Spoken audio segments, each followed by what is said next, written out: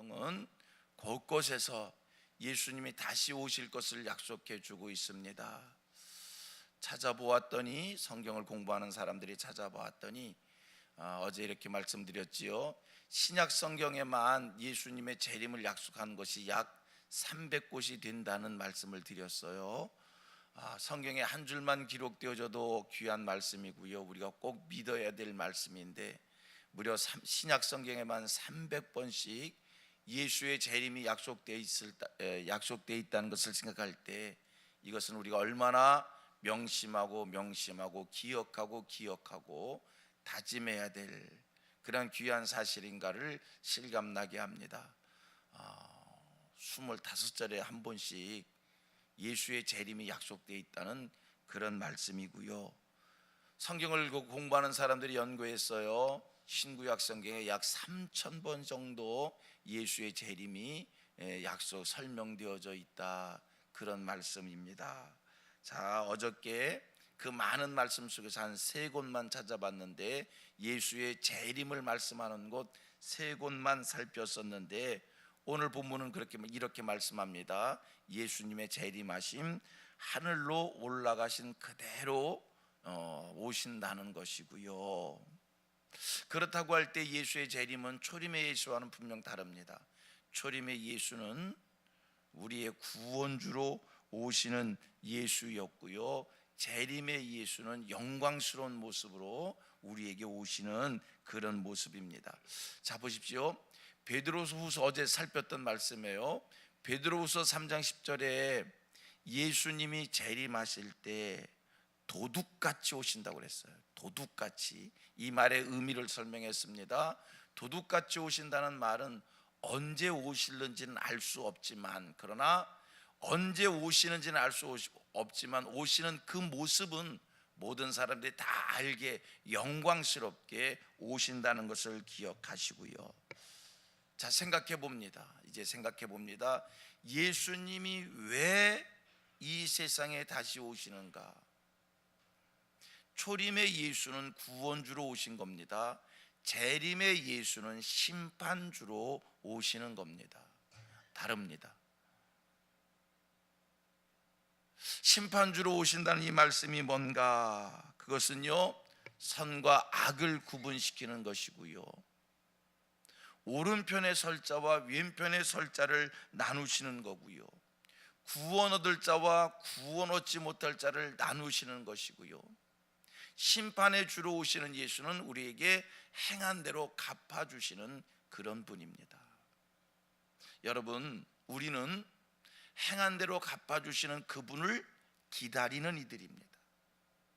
오늘 우리는 오른편에 설 자와 왼편에 설 자를 나누시는 그분을 기다리는 자들입니다. 선과 악을 나누는 그분을 기다리는 이들입니다. 자, 그렇다고 할 때 우리가 어떻게 세상을 살아야 될까? 자, 성경 한번 찾아보고요,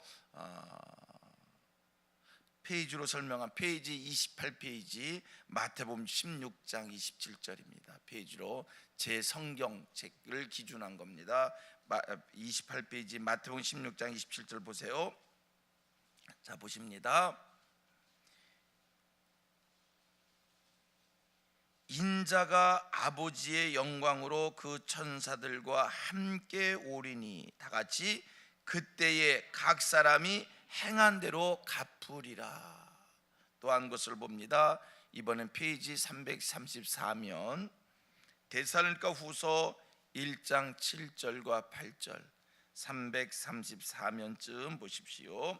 데살로니가 후서 1장 7절 8절. 환난을 받는 너희에게는 우리와 함께 안식으로 갚으시는 것이 하나님의 공의시니. 무엇으로 갚는 게? 안식으로 갚는 것이 하나님의 공의다. 예수께서 자기의 능력의 천사들과 함께 하늘로부터 불꽃 가운데 나타나실 때 하나님을 모르는 자들과 우리 주 예수의 복음에 복종하지 않는 자들에게 다같이 형벌을 내리시리니. 베드로후서 3장 10절, 387면입니다. 베드로후서 3장 10절입니다. 그러나 주의 날이 도둑같이 오리니 그날에는 하늘이 큰 소리로 떠나가고 물질이 뜨거운 불에 부러지고 땅과 그 중에 있는 모든 일이 드러나리로다. 여러분, 재림해 주는 심판해 주러 오십니다. 행한 대로 갚아주시는 분입니다. 그렇다고 할 때 이런 분을 기다리는 우리들 어떤 모습으로 기다려야 되는가? 첫째, 삶의 변화가 있어야 됩니다. 여러분, 주님이 언제 오실는지 알 수 없습니다. 도둑같이 오십니다. 하지만 도둑같이 오셔서 행한 대로 갚아주십니다. 오른편의 설 자와 왼편의 설 자를 나누십니다. 위로할 자들과 심판할 자들을 하나님이 나누십니다.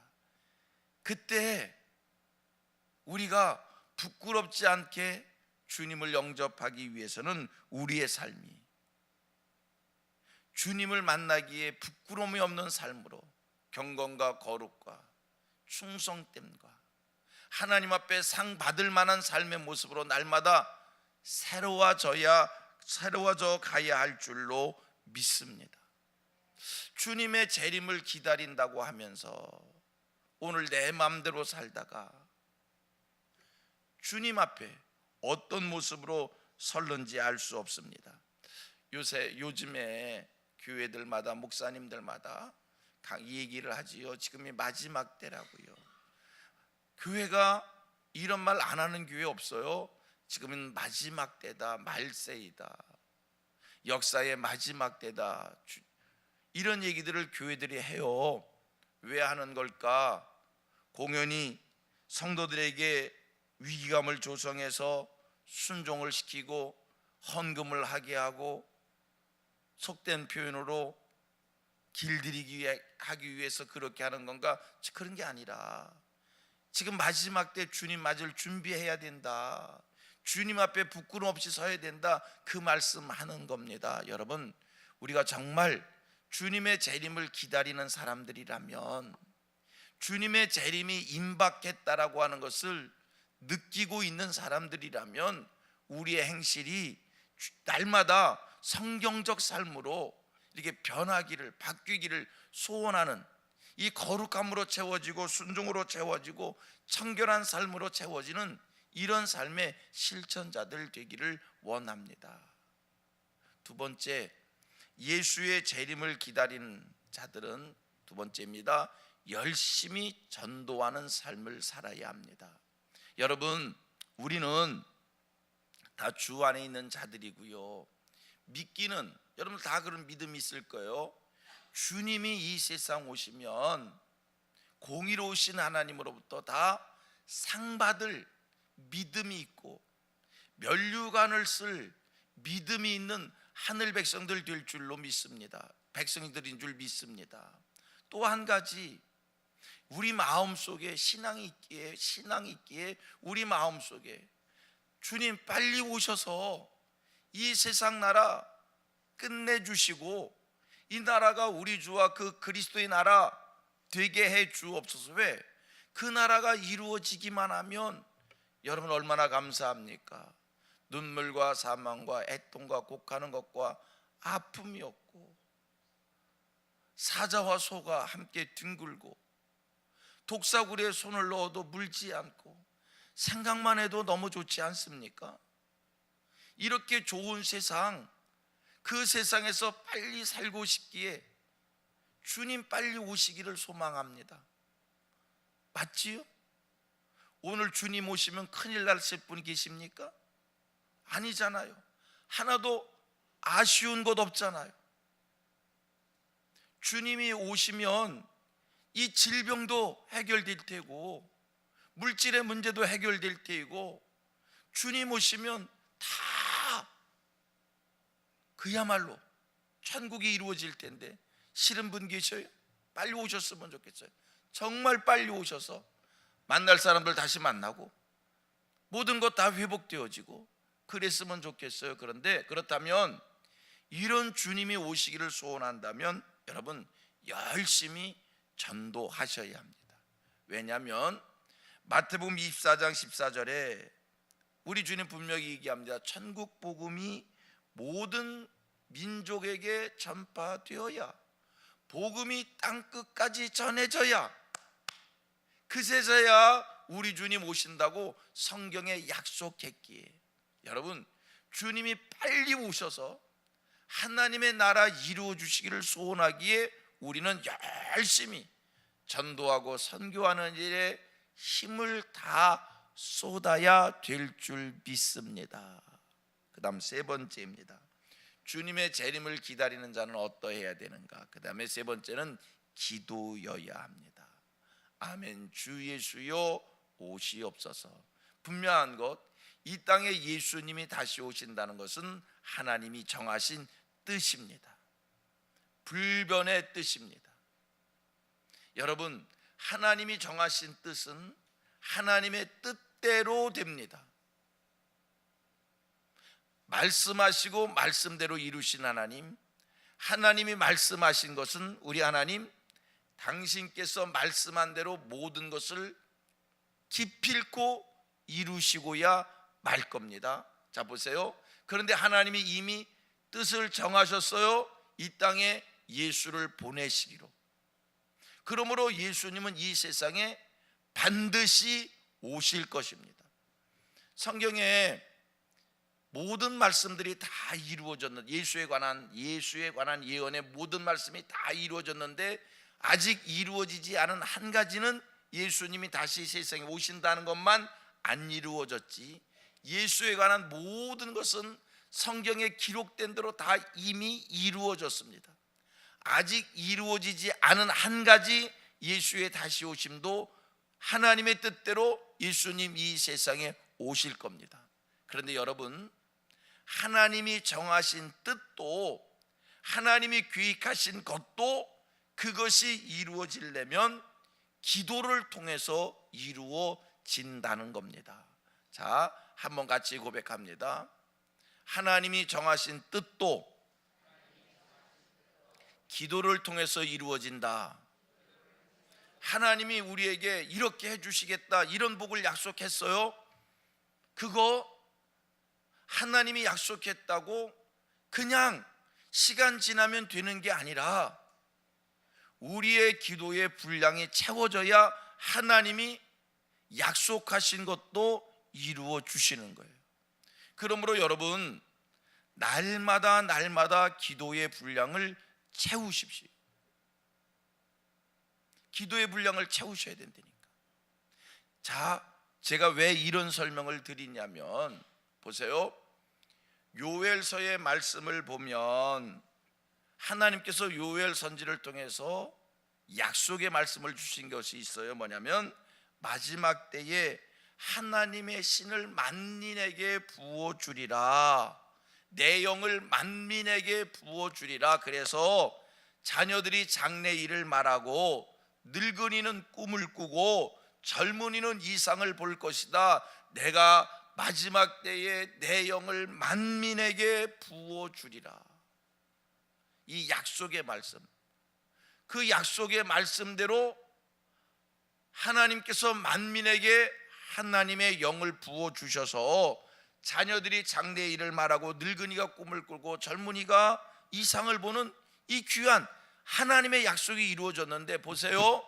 그 약속이 언제 어떻게 이루어졌는가?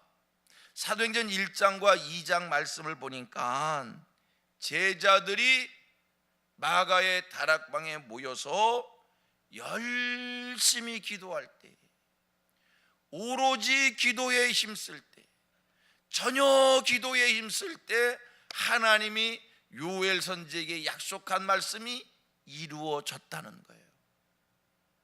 아멘입니까? 자, 그러므로 이 땅에 예수님을 다시 보내주실 것을 하나님이 약속했는데, 그 약속이 어떻게 이루어지느냐? 성도들의 기도의 분량이 채워져야 그 약속이 이루어지는 겁니다. 또 하나 예를 들어봅니다. 하나님께서 아브라함 때 이스라엘 민족들에게 주신 말씀이 있어요. 이방에서 객이 되어 400년이 살다가 400년이 차면 그들을 다시 이 약속의 땅으로 돌려보내 줄 것이다. 이방 땅에 객이 되어 400년이 되면 다시 돌아올 거다. 요셉 시대 때에 이스라엘 사람들이 애굽으로 다 건너가게 됐어요. 이스라엘 민족이 애굽에 포로된 생활을 됐어요. 마침내 400년이 됐어요. 자, 이미 하나님은 400년이 되면 약속의 땅으로 돌아올 것을 이미 아브라함 때 약속이 됐어요. 400년이 됐어요. 400년이 됐어요. 돌아와야 됩니다. 어떻게 돌아왔는지 아십니까? 하나님의 약속이어도 그들을 돌려보내실 때 그냥 돌려보내신 것이 아니라 400년이 됐구나 그럼 가라, 이게 아니었어요. 400년이 되니까 성경 말씀을 보니까 애굽 땅에 요셉을 알지 못하는 새로운 왕이 등장해서 이스라엘 민족들을 괴롭히기를 시작하는 거예요. 이스라엘 사람들이 하나님을 잊고 살다가 그제서야 비로소 하나님을 찾기를 시작했어요. 하나님을 향해서 부르짖기를 시작했어요. 그리고 그 기도와 함께 하나님의 약속이 이루어졌다는 거예요. 그렇구나. 하나님의 약속도 하나님의 뜻도 반드시 무엇이 채워져야? 기도가 채워져야 이루어지는 것이구나. 자, 하나님이 약속한 것이 이루어져야 될 때가 됐어요. 그런데 우리가 기도를 안 해요. 기도의 분량이 안 채워져요. 하나님이 우리를 기도하게끔 만드셔요. 왜 그렇게 이런 일 저런 일로 인하여 무릎을 꿇을 수밖에 없을까? 왜 그렇게 이런 일 저런 일로 인하여 기도할 일이 자꾸 생기는가? 여러분, 기도할 일이 생긴 것을 불평하지 마시고요, 기도할 일이 생긴 것은 하나님의 뜻이 이루어지기를 하나님이 소원하시어서 하나님이 우리로 기도의 분량을 채우신다는 것을 믿고 열심히 기도의 자리에 나오시기를 바랍니다. 하나님의 축복이 그냥 이루어지는 것이 아니에요. 하나님의 약속이 그냥 이루어지는 것이 아니에요. 기도를 통해서 이루어집니다. 자, 우리 주님이 이 세상에 오시는 것은 하나님이 정하신 일이에요. 하나님이 기도의 분량을 채웁니다. 역사의 마지막 때는요, 그래서 기도할 일이 많아져. 왜 이렇게 세상이 힘들까? 왜 이렇게 어려운 일들이 많을까? 기도할 일이 많아지는 거예요. 이 힘들 때 아멘 주 예수여 오시옵소서, 주의 재림을 간절히 간구하는 저와 여러분 되기를 원합니다. 세 가지입니다. 주의 재림을 기다리는 사람들, 거룩한 삶, 신실한 삶, 성도다운 삶, 변화된 삶을 살아야 됩니다. 주의 재림을 기다리는 사람, 전도 열심히 하셔야 됩니다. 선교 열심히 하셔야 됩니다. 땅 끝까지 복음 흘려보내야 됩니다. 세 번째, 기도 생활 열심히 하셔야 됩니다. 아멘 주 예수여 오시옵소서. 이게 주의 재림을 기다리는 성도의 삶입니다. 주의 재림을 어떻게 기다리나, 역사의 마지막 때 내가 어떻게 살아야 되나, 이런 삶의 귀한 신앙의 모습들이 우리 말세 성도의 모습이다 마음에 새기시기를 바랍니다.